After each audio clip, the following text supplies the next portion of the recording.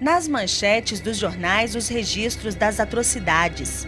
Corpos de crianças mutilados, muitas vezes decapitados. Uma tragédia quase invisível à humanidade.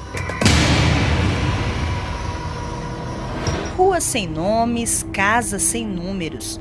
Regiões que parecem desertas, mas que concentram 80% da população de Uganda. Muitos casos de sacrifícios infantis foram registrados em lugares como esses, marcados pela pobreza e o isolamento. Francis, um menino de apenas 3 anos de idade, brincava sozinho no momento em que desapareceu. Quando a família sentiu falta do garoto, já era tarde demais. O corpo da criança foi encontrado no matagal, sem a arcada dentária e com os braços quebrados. O assassino ainda retirou alguns órgãos do corpo do menino.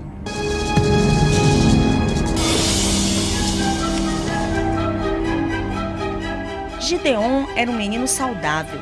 Ele tinha apenas 4 anos quando foi morto e decapitado a poucos metros de casa.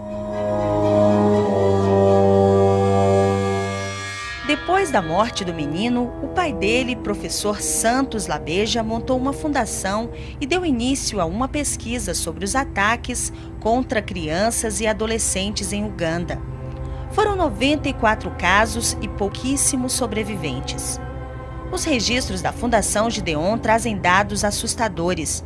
Vários ataques tiveram a participação de parentes das vítimas, até mesmo dos próprios pais.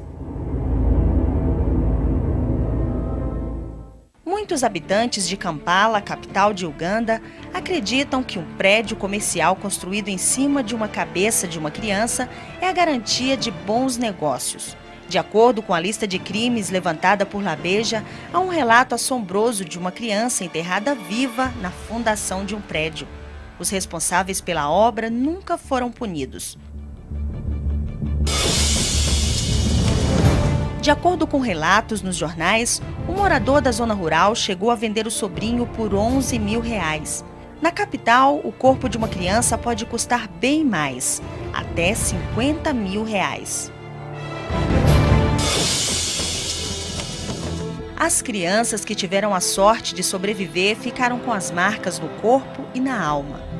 Esse menino sorridente é o George. Ele tem 5 anos e ainda não entende as consequências da violência que sofreu. Aos 3 anos, ele teve o pênis arrancado para utilização em um sacrifício. A tia do menino conta que George foi sequestrado por um vizinho. O menino precisou passar por várias cirurgias. Os médicos retiraram parte do tecido dos braços e das pernas para a reconstrução do pênis. William, de 11 meses, foi raptado por um tio.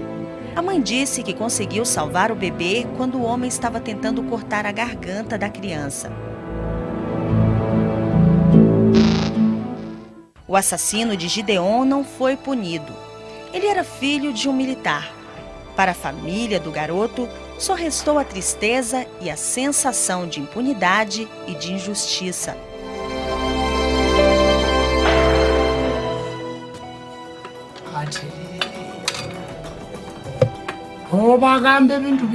Em todo o país, homens e mulheres fantasiados de bruxos seguem livres para praticar rituais macabros, feiticeiros ou criminosos.